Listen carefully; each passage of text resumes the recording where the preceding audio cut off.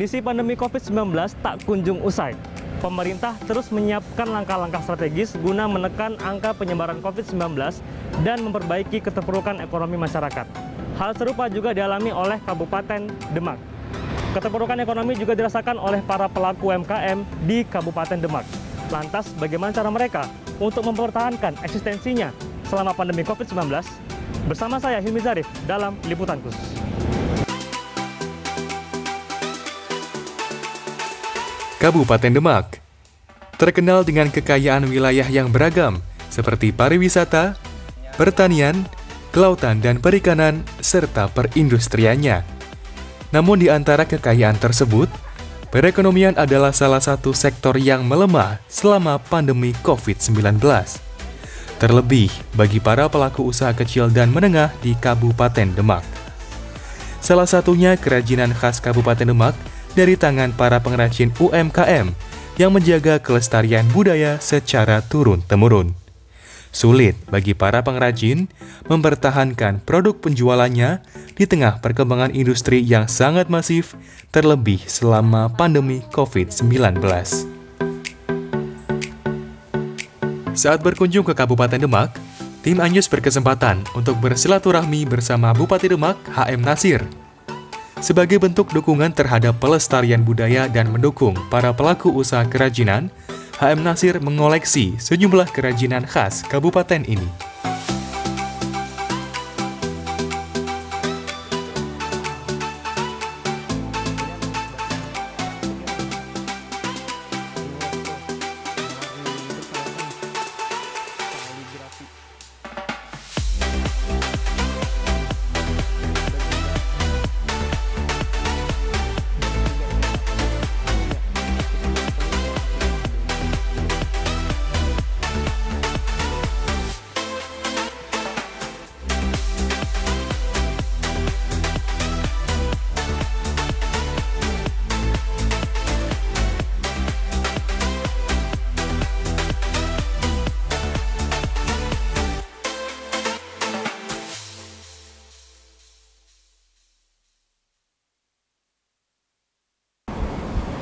Assalamualaikum. Waalaikumsalam warahmatullahi wabarakatuh, Bapak. Mana, Saya dari iNews, Pak. Alhamdulillah. Ya. Gimana Pak, kabar Pak? Baik, alhamdulillah. Baik, sehat alhamdulillah. Saja. Tadi saya maaf ya Pak, agak usil dikit, lihat di ruang tamu Bapak tuh kayak banyak kerajinan-kerajinan gitu deh Pak. Oh, yang di... Iya, di situ. Oh, iya. Gimana kalau kita ngobrol di sana? Ya. Boleh Pak ya? Oh. Yuk silakan. Nah, monggo. Nah ini Pak, tadi saya sempat lihat juga nih Pak, ada batik ya Pak sini, ada kaligrafi itu Pak, ada juga terbang di sana tuh. Kerajinan-kerajinan dari masyarakat Demak, asli dari Demak, ini dari desa Madiharjo, Iya Pak. ini dari kawan-kawan dari Wedung, Bonang, Wonosalam, ada semua. Ada Kita semua di punya sini. Oh, ya. kerajinan dari bermacam-macam bentuk kerajinan. Jadi ini karya ditinggal di sini untuk kenang-kenangan dan untuk para tamu jika menginginmu, Ingin lihat-lihat gitu Pak ya, ya Pak. Kita boleh kesana sedikit Pak. Lihat beduknya nih Pak. Kalau dari semua kerajinan yang di sini Pak, Bapak cenderung suka yang mana Pak? Ya. Ini suka semua karena karya masyarakat. Ini produk dari masyarakat Demak sendiri. Ada banyak perajin-perajin terbang dan ini pemasarannya sudah sampai Malaysia, Jauh Pak ya? sampai Thailand, semua dari Demak. Jadi ini dari Kampung Petengan, Tanubayan, Karang Melati juga ada perajin-perajin terbang, beduk. Ya ini. Jadi ini untuk seni rebana. Seni rebana. Ya. Pak boleh kita coba Pak? Saya ingin dengerin Bapak kalau main gimana. Ini bisa. Ya coba Pak ya.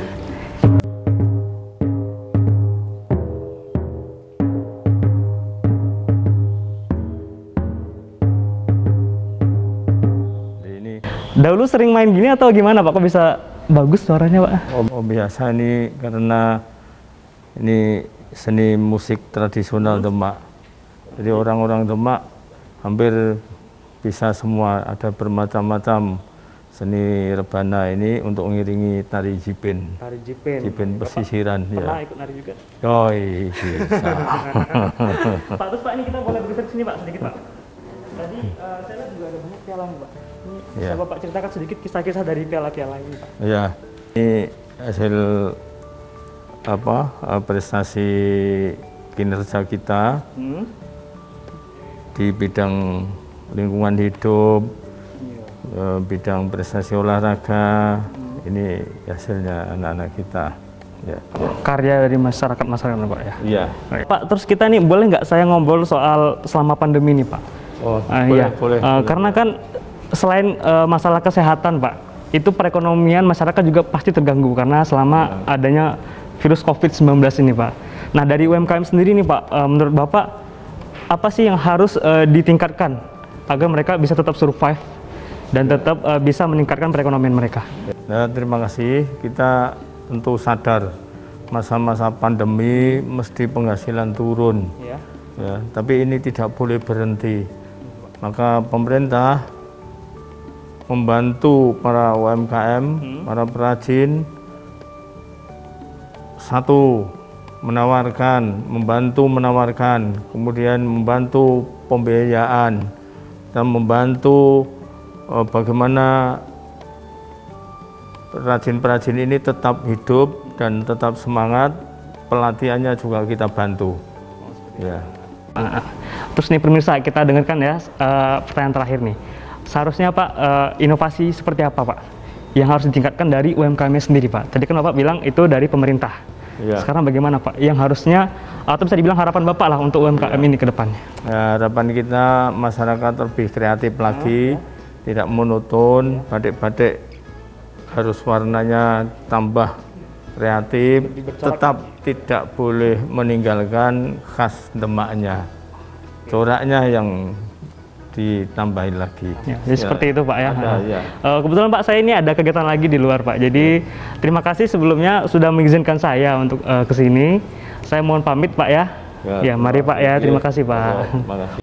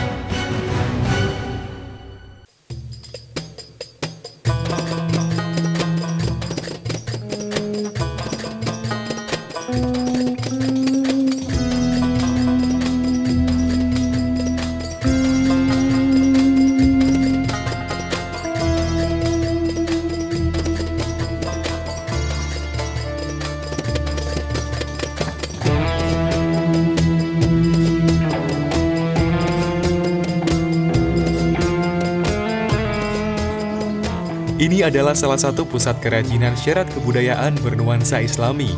Di sini adalah tempat pembuatan beduk dan rebana dari Kabupaten Demak yang melegenda. Pemiliknya adalah Haji Mustafa. Berlokasi di daerah Tanubayan, Kabupaten Demak yang berbatasan langsung dengan bagian belakang rumah Mustafa, disinilah beduk dan rebana diproduksi. Sebagai seorang pengrajin beduk dan rebana, Mustafa juga dikenal dengan sebutan tukang terbang. Istilah tukang terbang berangkat dari singkatan tabuh banter tangannya abang, atau dalam bahasa Indonesianya berarti tabuh kencang tangan memerah. Di tempat ini terlihat banyak sekali ragam beduk dan rebana, mulai dari ukuran kecil, menengah, hingga yang lebih besar.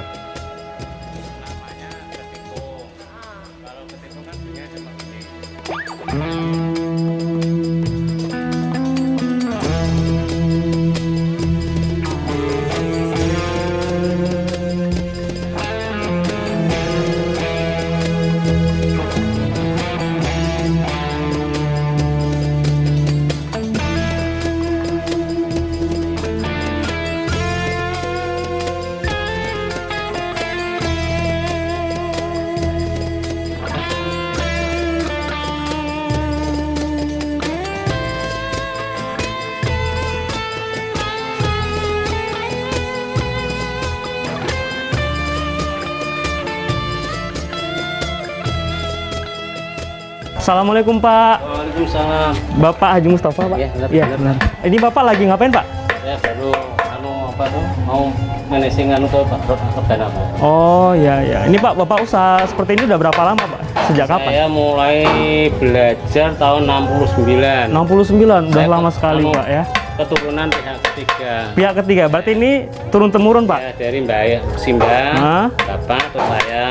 Oh gitu. Nanti ini anak Bakal jadi penerus berarti Bapak? Penerus keempat berarti. Pak, kita ngobrol sebentar Pak ya. Ya. Ini Pak, kalau boleh tahu Pak, ini prosesnya berapa lama Pak sebelum akhirnya bisa dipakai terbang? Ini prosesnya satu rebana itu 3 hari. 3 hari? Ya, satu sebenarnya 3 hari. 3 hari.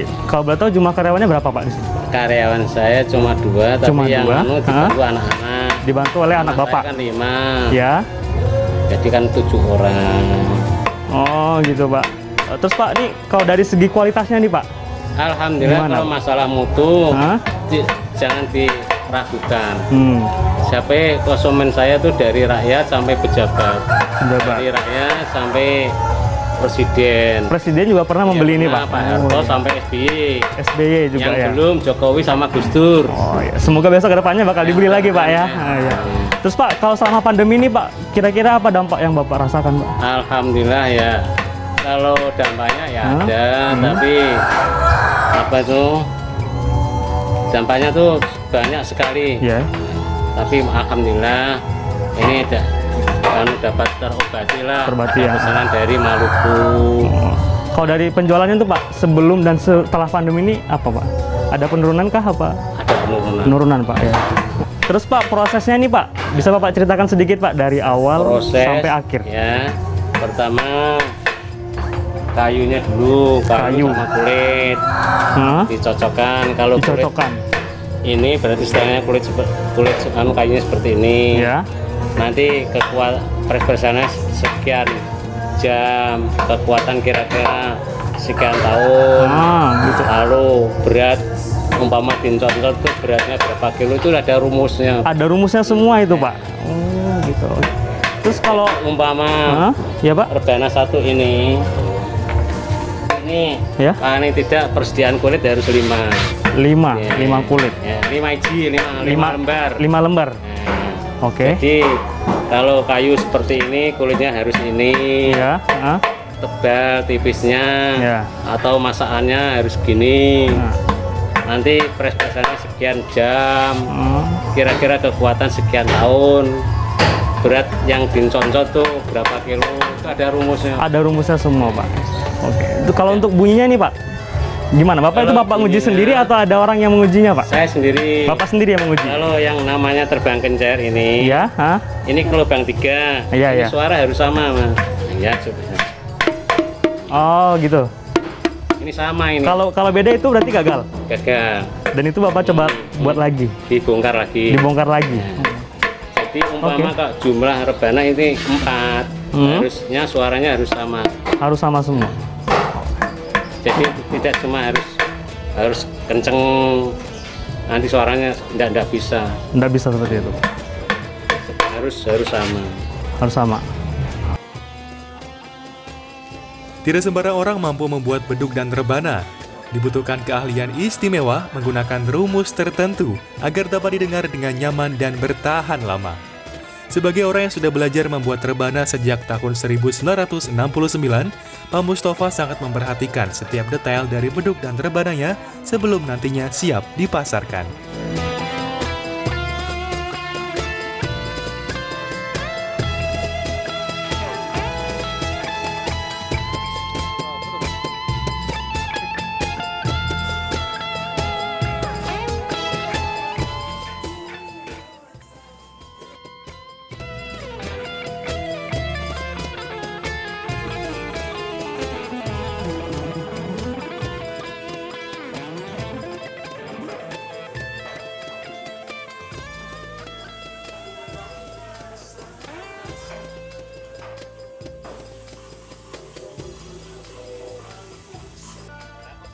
Kini, pengrajin rebana lain di wilayah Tanubayan mulai banyak bermunculan.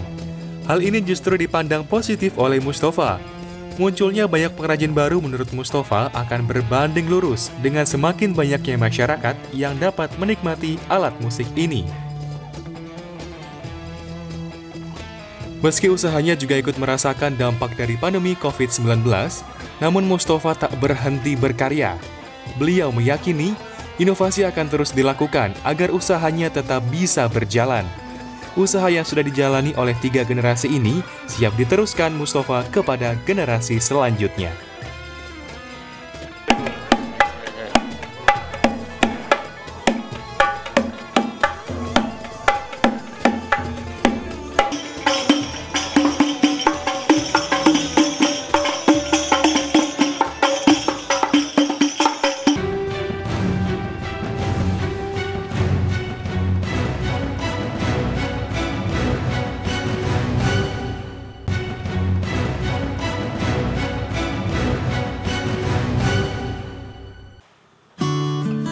Selain menjadi pusat kerajinan beduk dan rebana, Kabupaten Demak juga terkenal sebagai pusat pengrajin kaligrafi. Salah satunya adalah Puji Kaligrafi ini.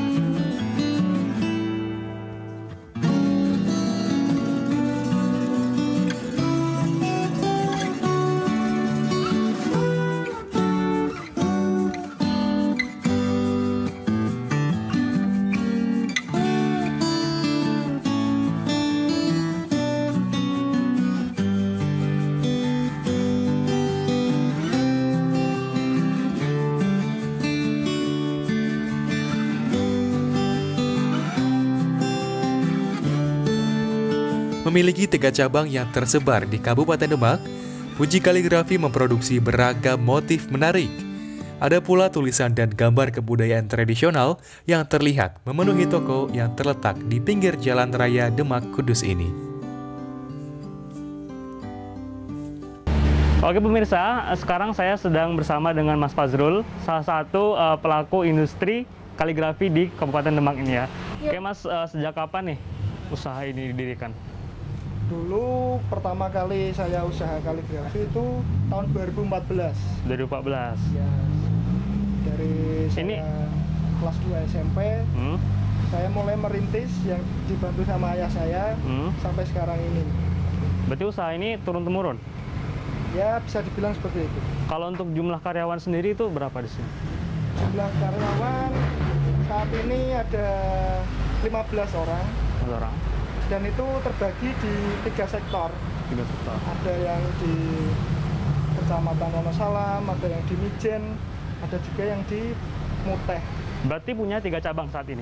Punya 3 cabang. Kalau dari jenis itu kaligrafinya apa aja nih? Bisa dijelasin nggak? Di sini ada 2 jenis bahan kaligrafi. Ya. Yang pertama itu ada dari bahan foil atau kuningan juga bisa, fiber juga bisa ada, terus juga lilin rada. Lilin ada. 3 bahan itu bisa dibuat berbagai macam motif. Kalau pemasarannya nih, pemasarannya tuh kemana aja? Untuk pemasaran saat ini kebanyakan di luar Jawa. Di luar Jawa? Di luar Jawa seperti kemana di Merauke. Merauke, oh jauh. Ambon, Sumatera sama di mana itu Tasikmalaya. Tasikmalaya. Itu usahanya online atau mereka datang ke sini langsung? Di samping kita jualan online, ya. Kita juga datangin orang yang jualan-jualan kaligrafi gitu, Oh, sesama pengrajin. Supply. Sesama pengrajin. Kita juga nyuplai juga. Terus Mas, waktu selama pandemi nih, saya mau nanya dikit, itu ada nggak penurunan dari segi penjualan kah? Ada selama pandemi ini karena adanya apa? Work from home. Ya itu. Nah itu kita jadi terbatas untuk pengiriman. Kalau bahan baku juga terbatas apa enggak? Kalau bahan baku masih mudah, cuma kita pemasarannya yang yang agak susah. Terus kira-kira nih inovasi apa nih yang Mas coba terapkan selama pandemi? Tadi kan Mas bilang kalau adanya penurunannya dari segi penjualan. Nah, tentu ada mungkin inovasi-inovasi tertentu yang bisa meningkatkan penjualan Mas kembali. Untuk saat ini mungkin yang bisa saya lakukan itu merubah apa? Scan model-model yang lama. Dari segi motif tadi itu ya? Motif yang lama itu saya rubah, saya tambah-tambahi aksen-aksen lagi supaya apa? Supaya mudah untuk dipasarkan lagi.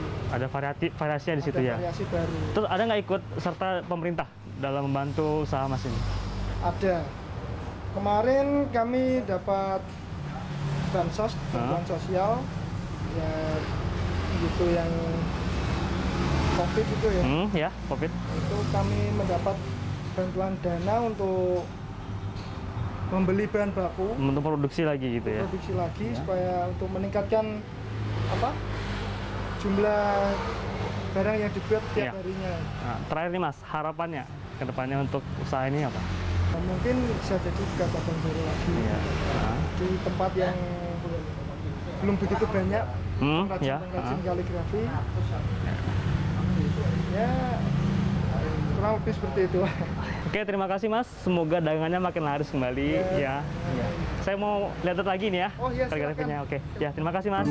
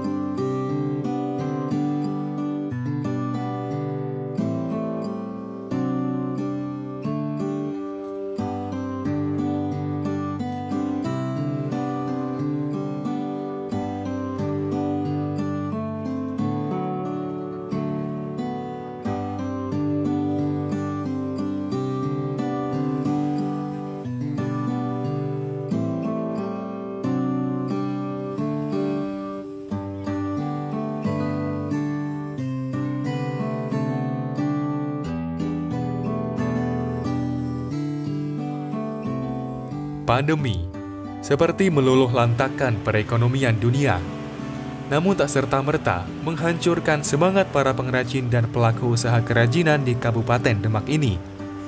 Dukungan pemerintah Kabupaten Demak yang besar turut menambah semangat mereka untuk bisa berlari lebih kencang lagi.